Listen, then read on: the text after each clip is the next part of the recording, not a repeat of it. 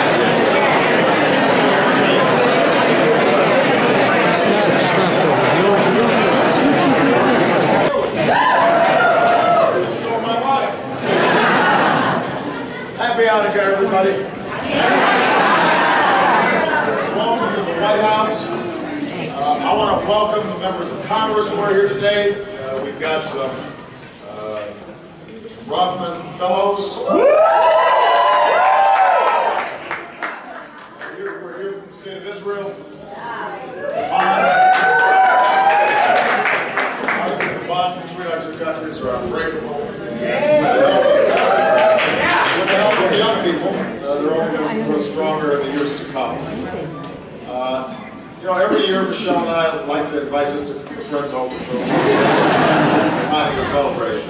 Nothing fancy. Actually, this is the second year we've invited so many friends that we're hosting 2 parties instead of 1. This is our first party. It is the best one. Don't tell the others. One of the great mitzvahs is Pidyon Shuim.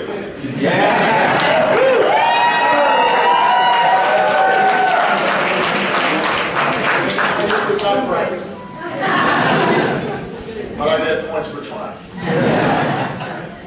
But it describes the redemption, the freeing of captives. And that's what we're celebrating today, because after being unjustly held in Cuba for more than 5 years, American Alan Gross is free.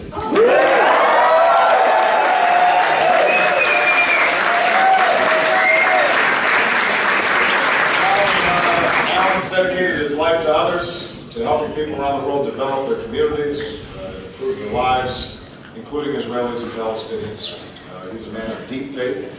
He once worked for the Jewish Federation of Greater Washington. 5 years ago, he was arrested by Cuban authorities simply for helping ordinary Cubans, including Cuba's small Jewish community, access information on the internet. And ever since, those who have loved and cared for Alan never stopped working to bring him home. Judy, his wife of 44 years, and their daughters, including his oldest daughter, who walked down the aisle without her dad on her wedding day. His mother, who passed away this year without being able to see her son one last time. His whole family, including his sister-in-law, YWN, who joins us here today.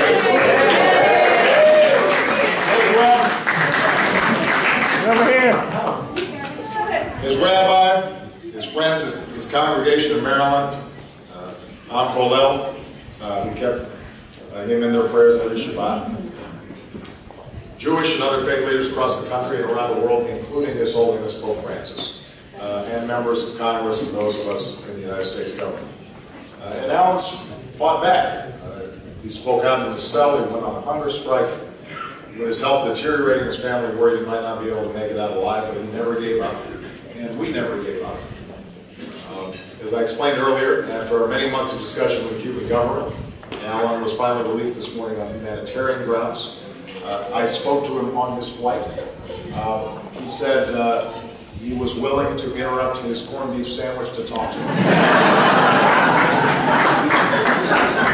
I told him he had mustard in his mustache. I couldn't actually see it. Needless to say, he was thrilled. He landed at Andrews in a plane marked the United States of America.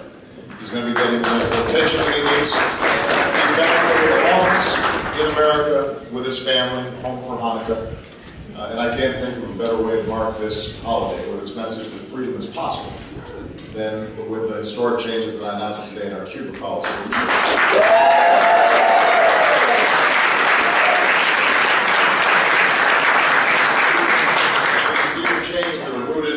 Commitment to freedom and democracy for all the Cuban people, including its small but proud Jewish community. Alan's remarks about the need for these changes was extremely powerful. So, what brings us together is not just lots and latkes. Although I have heard the latkes here are outside. Am I wrong? Not as good as your mom's, but they're good. We're here to celebrate a story that took place more than